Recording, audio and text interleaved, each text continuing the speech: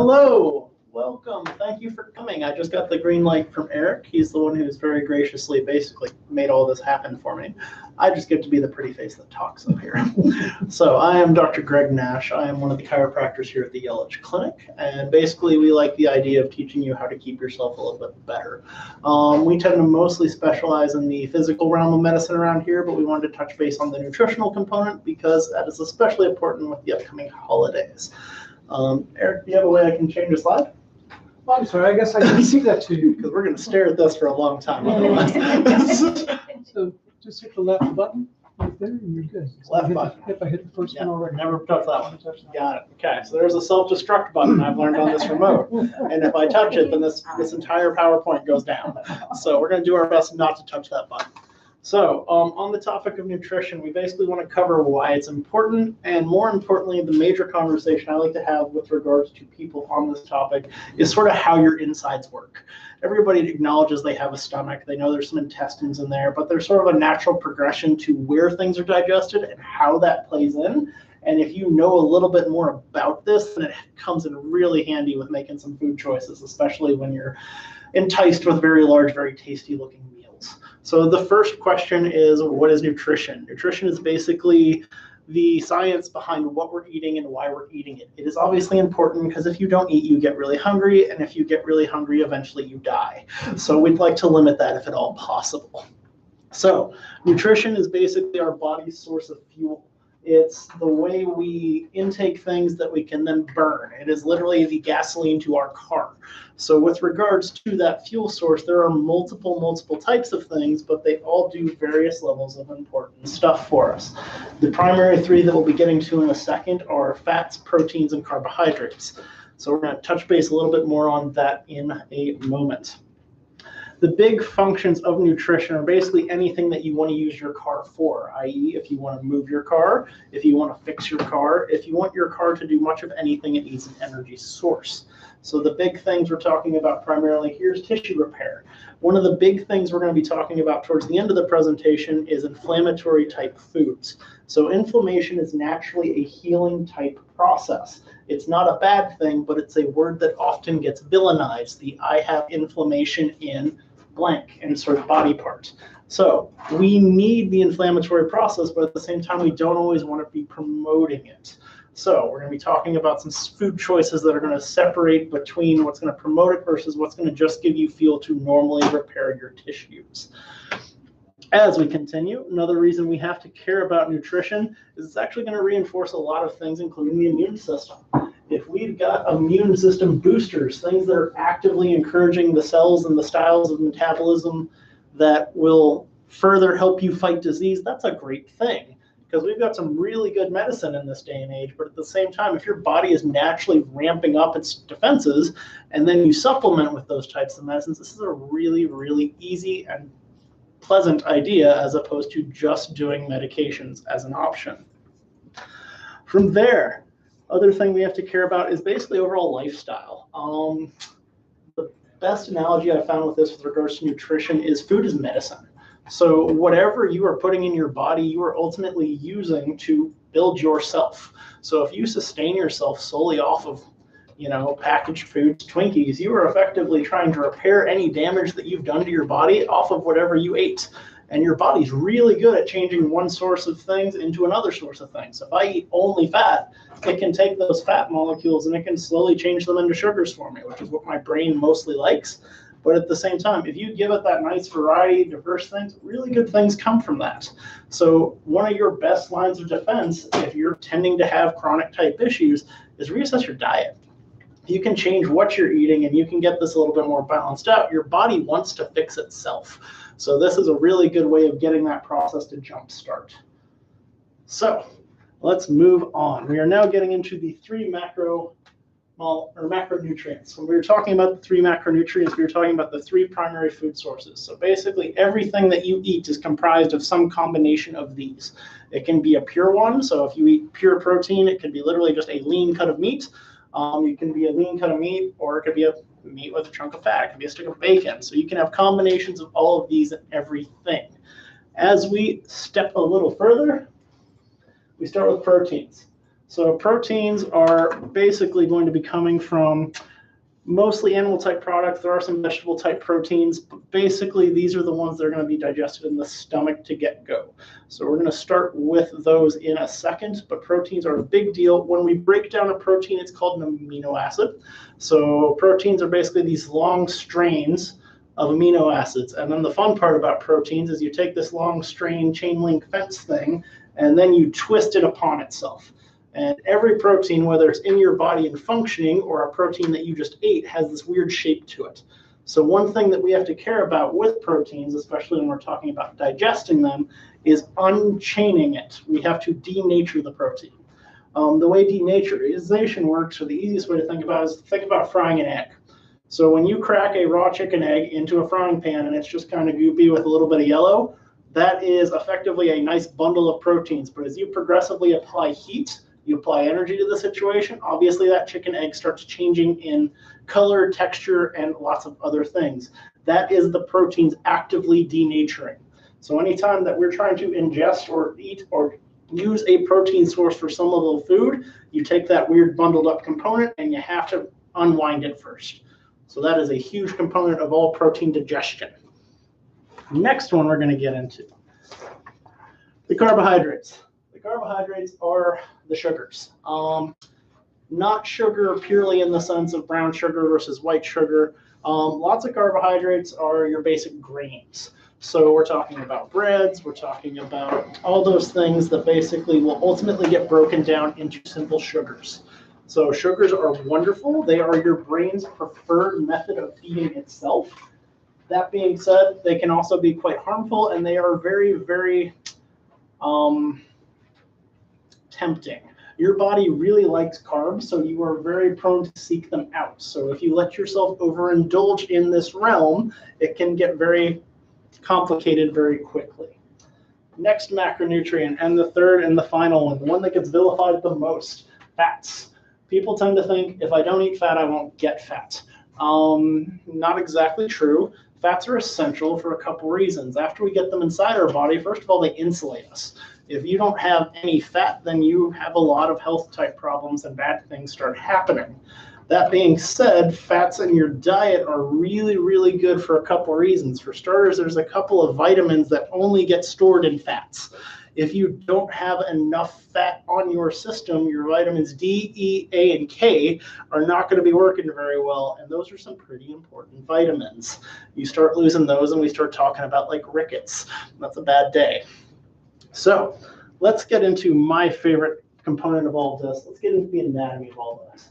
So I am a big anatomy and physiology nerd. I am all about this stuff.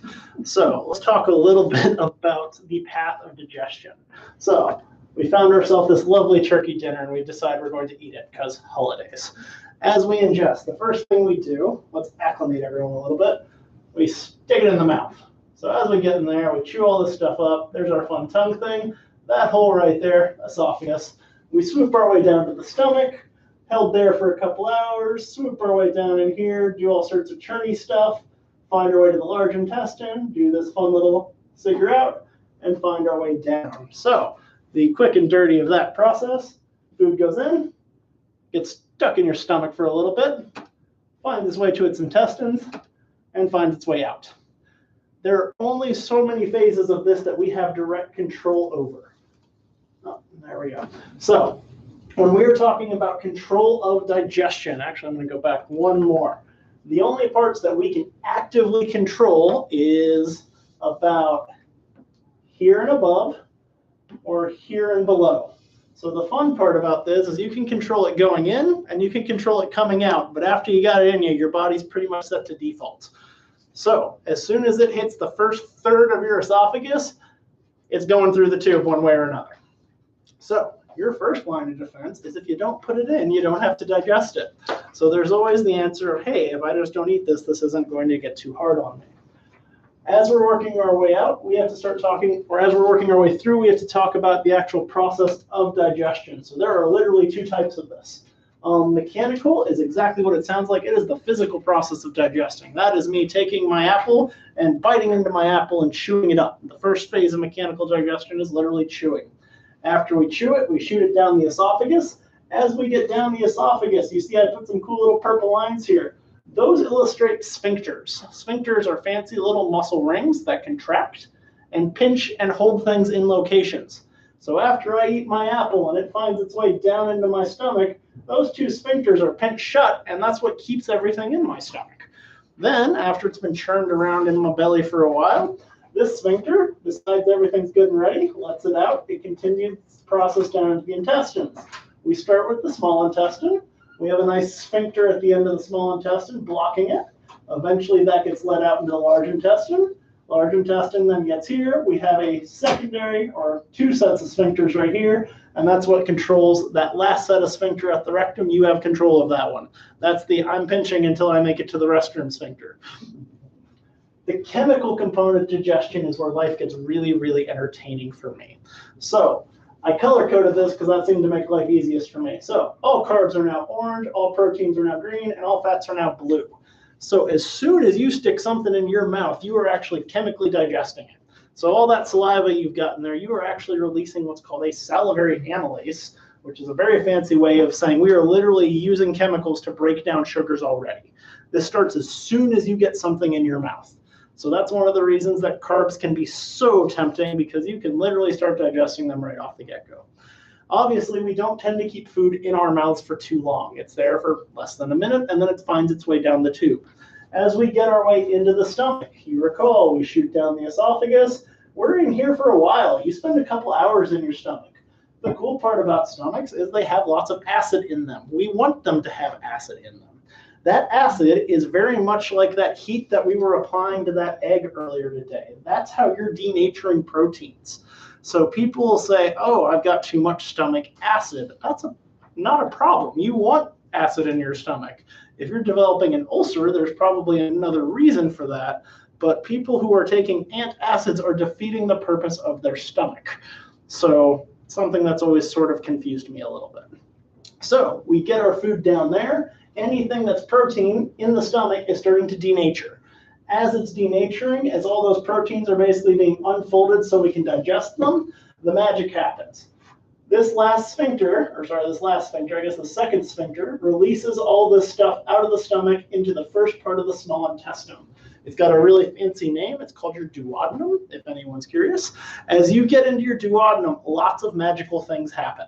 So first and foremost, because we have a lot of acid in our stomach, and we let all of that into our small intestines can't handle a lot of acid. That's a pretty big problem.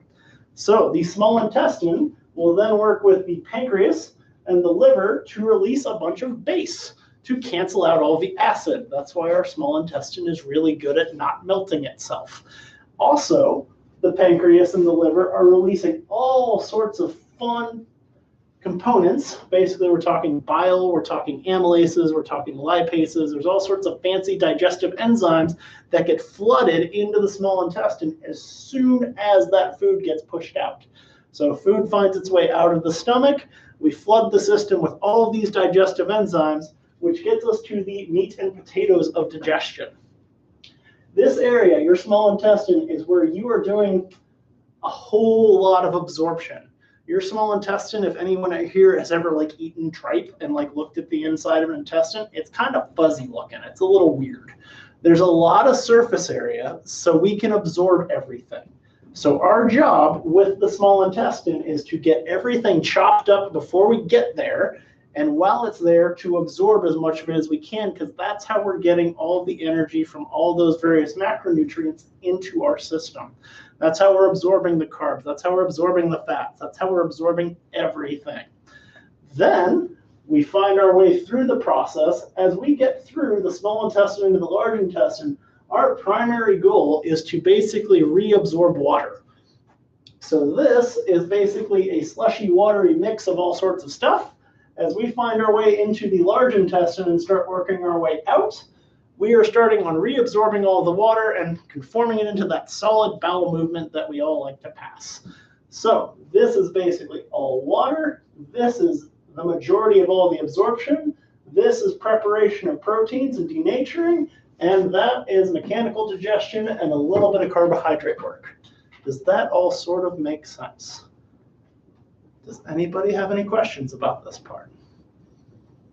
Because if that part all makes sense, then this next part's going to be really, really cool.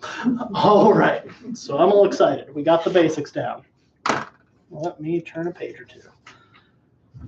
So, because I felt obligated from all the teachers who've ever taught me, they like to have charts. I put a chart in there, and we're just going to skip that real quick. So, after charts, we get to start talking about neurology. I am a neuro geek. So, neurology is basically the connection between the brain and everything else, and it controls pretty much everything. Combine that with hormones, and those are your two master control systems. So there are some really neat connections that if you know about them, then you can totally take advantage of them, and it makes this whole nutrition thing a lot easier. So one of the first reflexes that I wanted to talk about, does everybody know what a reflex is? Does anybody know what a reflex is? A reaction, sort of. A reflex is basically a loop where two things are talking to each other. So the classic one we like to talk about is where you sit on the table and the doctor hits you in the knee and it kicks. So what's going on there is we basically have a nerve that's going down to your muscle, a nerve that's going to your tendon, and being a jerk of a doctor, I tap you in the tendon, it sends a signal in, which then causes a signal to kick out. You have reflexes connecting basically every part of your body. So with regards to the gut, they are not so extravagant. They're not, I'm going to punch you in the belly and you're going to hiccup or anything like that. It's much more when one thing happens in one part of the gut, another thing will trigger in another part of the gut. So lots of these have to do with stretch receptors, meaning our guts or our abdominal tube is basically a balloon. And as one area starts to stretch, it generally starts triggering something in another area to start doing something else. The first one I like to talk about is the gastroiliac reflex. Gastro is a really fancy way of saying stomach, and iliac is a really fancy way of saying this part of your large intestine. This reflex is a trigger that when you eat food, so I just ate a bunch of stuff, my stomach starts to stretch. So when those stomach stretch receptors start getting triggered, it will send a signal through the nervous system that'll tell any food that's right here to start perpetuating through. So basically, that's why when you eat a big meal, you find yourself a couple of minutes later needing to take a poop. It's perfect sense, and it's applied neurology, and I love every second of it. Does that make sense? I told you it's science. It's science. All right, so now let's get to the reflex that I've been wanting to highlight since we started talking today. This is the important one. So this is your ghrelin reflex. This is a hormone-based reflex. So the cool part about this one is there's a timer to it. And if you can remember this timer, you will do yourself loads of favors as you get into the holiday season. With the ghrelin reflex, what we're talking about is once again a stomach stretch reflex.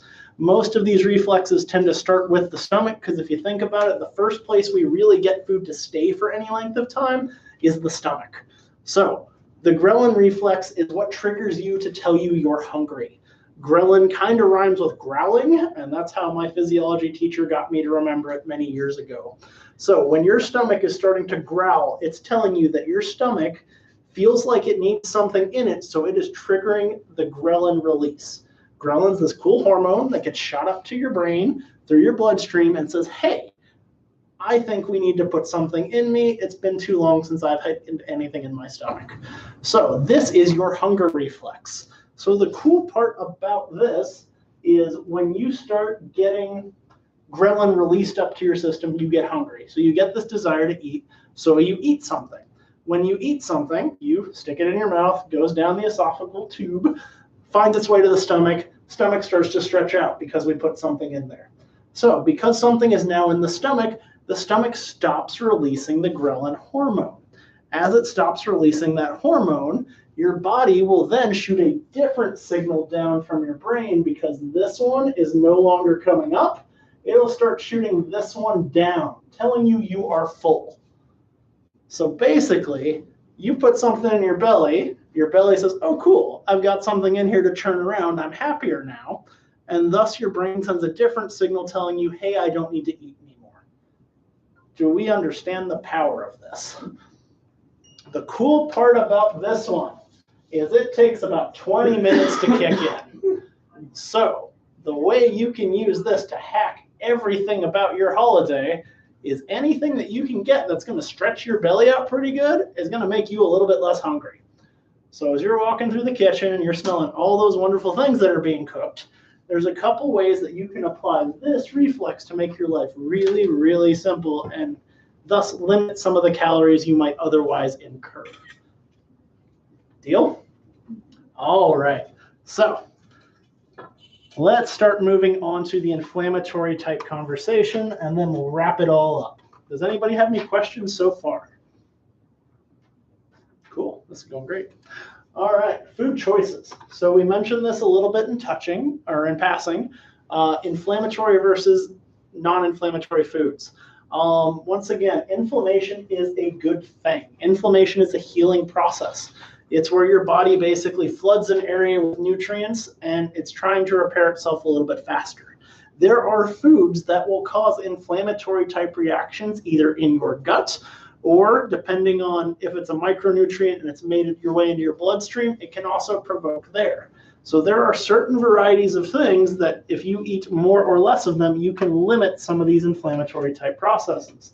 So first and foremost, we are talking about grains and grain products. In particular, we are talking about the white grains. So if you talk to nutritionists, they very much like to vilify white flour.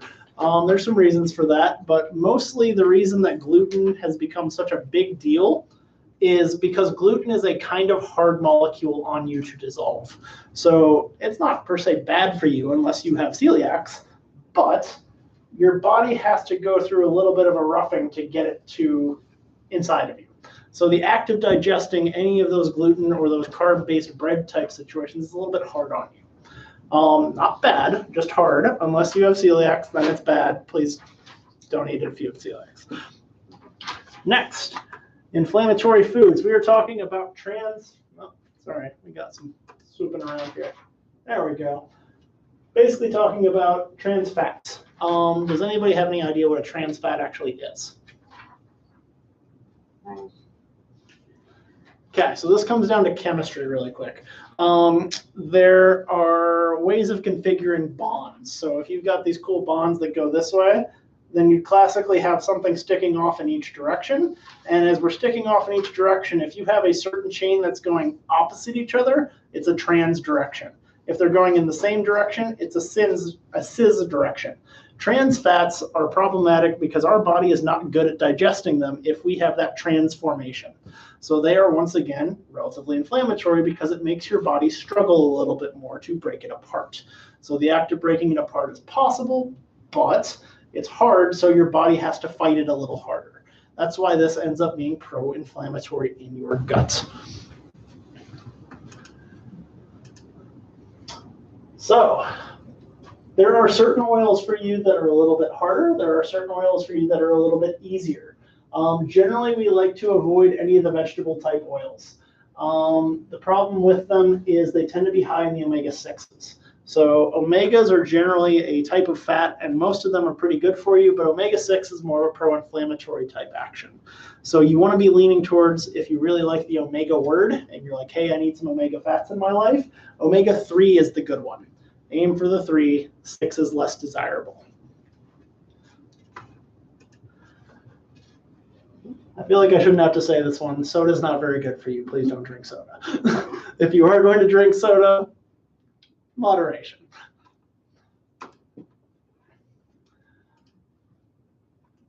This one people tend to fight you on a little bit more. Dairy and soy. Once again, the problem with dairy and soy is it's kind of hard on you. Dairy is going to be partially sugar-based and partially, excuse me, apparently I'm sleeping now, partially sugar and partially fat-based. The problem with dairy is, once again, it makes your body work kind of hard. Any food that makes your body sort of fight against it to digest it is what's going to promote that inflammatory type process.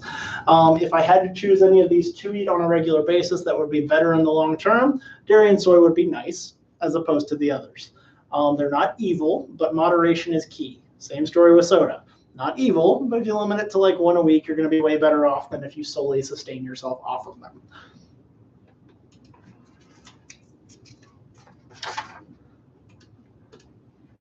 All right, so this one is sort of a double whammy in the sense that we're talking meat and eggs, but we're talking specifically from grain-fed animals. Most animals have digestive tracts that are designed to eat lots of grasses and or straight vegetables with lots of fiber. Grain sort of rules that part out. So if you've got a cow that is eating a whole lot of just straight corn, which is usually the easiest and the most affordable thing to feed them, that cow's then getting put through a nice stressful reaction as it's trying to digest its food so it can become your food.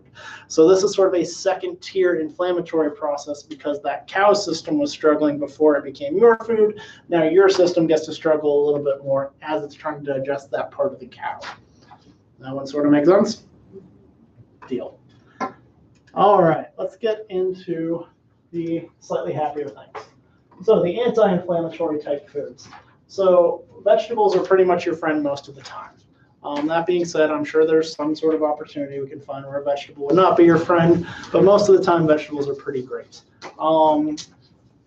With regards to vegetables, the secondary factor that we really like about them is the fiber component. Fiber is basically the parts of the food that you can't eat. So you eat it and then your body just is unable to digest it, so it just pushes it through the system. Fiber is wonderful on a couple of accounts because it helps clean out your bowel. If you get to the point where your small intestine or your large intestine are collecting things, then it becomes more problematic and that can ultimately lead to some larger health type issues. So vegetables are a go-to for fiber, and they're also a go-to because they're really just good for you. The more naturally grown they are, the better off. The arguments you hear about pesticides and that sort of thing is problematic because your body wasn't really designed to digest a pesticide. That being said, wash your vegetables. It's not something that should overly concern us too much.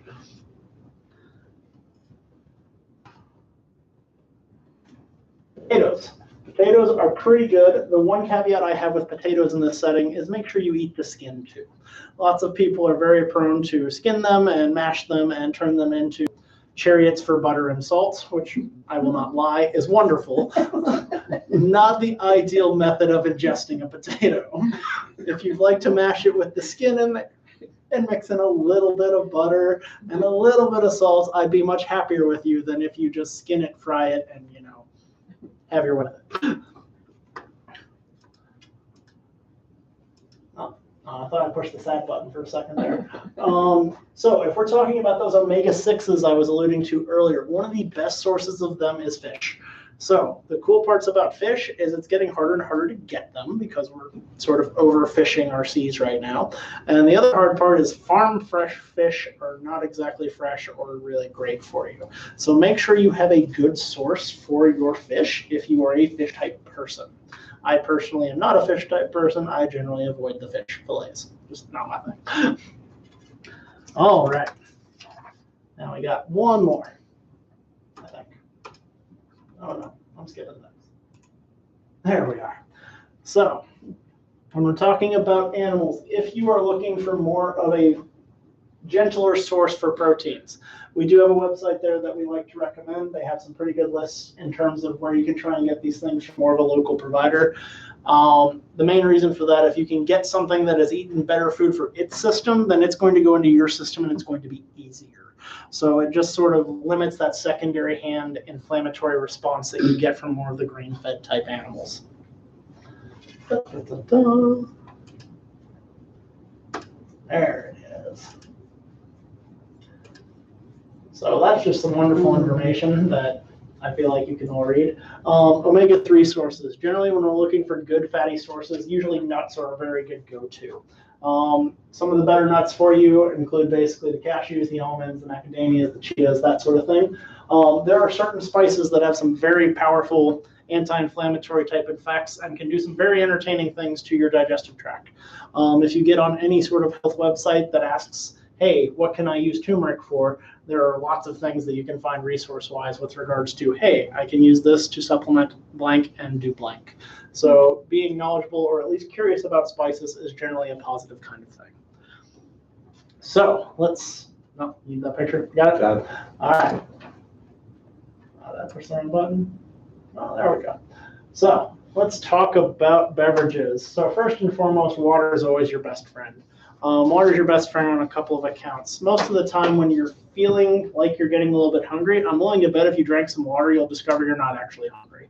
So increasing your volume of water will trigger that cool ghrelin stretch receptor, and it'll actually let you decide if you need nutrients or not.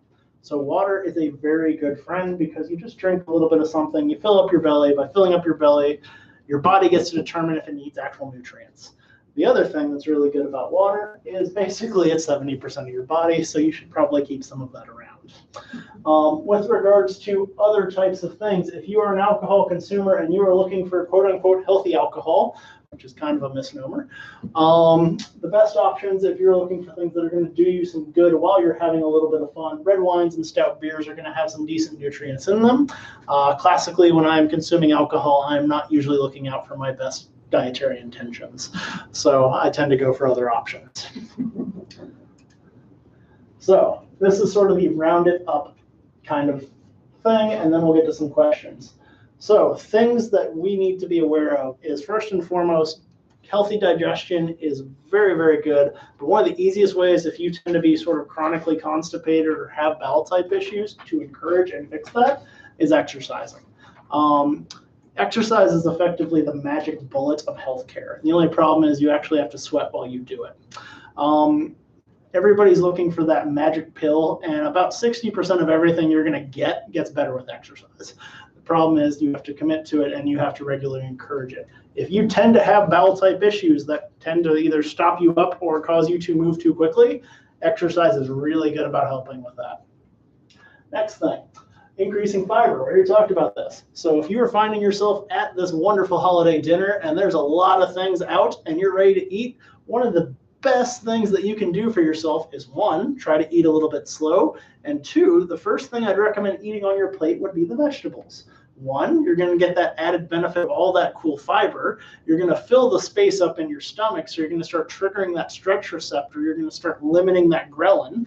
And by limiting that ghrelin, you're going to encourage everything to fill you up faster, and then you're not going to feel inclined to go back for more and more and more. So eat the veggies first to get the fiber in the space-filling space, or the space-filling of the belly, and then limit what you're doing. One trick that I find quite genius is limit your portions by just using smaller plates. If you tend to go out there with a big kind of plate, you tend to fill up the plate you got in front of you. At least that's what I find myself doing in any Thanksgiving type setting. So if you use a smaller plate, one, especially because these are usually social type settings, you'll find yourself finishing your plate and then you'll usually be chatting with folks a little bit and you are burning through that 20-minute time limit. So you ate your smaller plate, you're chatting with your family and your friends. Oh wait, my ghrelin system's no longer triggering. Now I'm in a setting to where I don't feel hungry, or if I am hungry, I'm less hungry. I'm less inclined to fill up that plate all the way the second time. So I am a huge proponent of, if you can get away with it, use a smaller plate. Other than that, reduce snacking by increasing water. We just talked about this. I love water. Drink water. When you're drinking water, you're changing that stretch receptor. You're enhancing that ghrelin component, reducing the ghrelin component, and thus you're using that hormone cycle to your advantage. The last and biggest one, this is one from when I worked a lot with a lot of nutritionists. If you were really looking to monitor or care for yourself with dietary or nutritional type components, one of the best things you can do to yourself is you can honestly keep a food diary. If you write down everything you eat and when you eat it, it will make you very aware of how much you consume. In some people, this is surprisingly large amounts, and in other people, it's, oh man, I should really be eating more. If you can you can just gather the information in a regular, probably 7-day-long food diary, you can take that to a healthcare professional of your choosing and say, hey, here's what I'm doing, here's my goal, and you have already started the process, and it's going to make everything infinitely easier. One of the bigger problems people tend to have with food, nutrition, especially the holidays, is I just ate like couple snacks as I walk through the kitchen, and I'm going to grab a couple more as I walk through again. If you are having to spend the time tabulating or journaling this, it's going to keep you a little bit more accountable to yourself. And that is one of the more important things that I've found with regards to managing food and nutrition during the holidays. Does anybody have any questions? Reduce snacking between meals and increase water. You were saying promoting water, but there's meals also fasting and doing small meals throughout the day. You can do that. Okay. I just wondered, because it's like, was against that. I was wondering if you're against the small meals. I am not against the small meals throughout the day. The problem with small meals throughout the day is we've sort of structured our society in a way to where that makes life hard. We tend to have everybody conditioned that, hey, I need to eat my breakfast, I need to eat my lunch, I need to eat my dinner. If you can pull off the small meals throughout the day, do it. Other questions? What are your thoughts on intermittent fasting? Intermittent fasting. Is everybody familiar with what intermittent fasting is? Pretty much. Basically, intermittent fasting is limiting your caloric intake until you basically feel like you need to eat. It's almost, the way I tend to think of it is, if we were out in the wild type setting, we wouldn't be encountering regular type meals. And in theory, if you were out in the wild, that's how life would be more. I like the idea of it because with intermittent fasting, it's a very good way of getting your body to tell yourself when you need food, which is a wonderful, wonderful thing, because if you're more in tune and more aware with your body of when you need food, then you're more inclined to eat it when you need it, as opposed to, hey, I'm bored, I'm just going to eat this bag of potato chips. That being said, there are some situations where I find it's not ideal, in particular the high stress type environments. For instance, if you're a firefighter and you're on for a 24-hour shift and you haven't eaten anything, and then all of a sudden you have to go run into a burning building, that becomes highly problematic, highly quick. So for some people, it's great. Other questions? I'm seeing that you have kashi and the snack bars. Yes. Can you talk a little bit about those? Sure. And they even have one where they call it a meal. Uh-huh. So arguably you could call anything a meal. That was actually sort of a curiosity of us. We wanted to see what people would take if we put food up here. And so far, no one's took anything except for me. So apparently I was the only one who was remotely hungry. Generally, one really good rule of thumb with food is you like to avoid the processing power. So what we like about some of these brands is you can actually see some things that resemble things you would find in nature. You know, you got an almond sticking out there. However, the more processed the food is, the harder it's going to be for your system to digest it. With regards to if you wanted to use a bar specifically for a meal, you could. I wouldn't per se recommend that on a regular basis. If you need something to get you through and you know you're powering through your day, absolutely. There are far worse things you could be eating. You know, that could be a candy bar instead of a kashi bar. But if you actually start looking at the ingredients in those things, they're not the worst thing for you, but they're not the best either. Like Atkins calls it a meal bar. Uh-huh. Could that be a lunch? Could be, if you want it to be. Once again, I'm not sure I'd entirely recommend that. Other questions? Well, this has been fun. Well, thank you all for coming out. I'm going to keep lingering here for a bit more. If anybody wants to wander up and ask me any personal questions, feel free. Other than that, thank you very much for attending. If you do have questions, one of the easiest ways to get a hold of me is I have a stack of cards up there. You can always shoot me an email. But all in all, thank you very much for attending. I hope this was helpful. And please, if you'd like snacks, we have some snacks.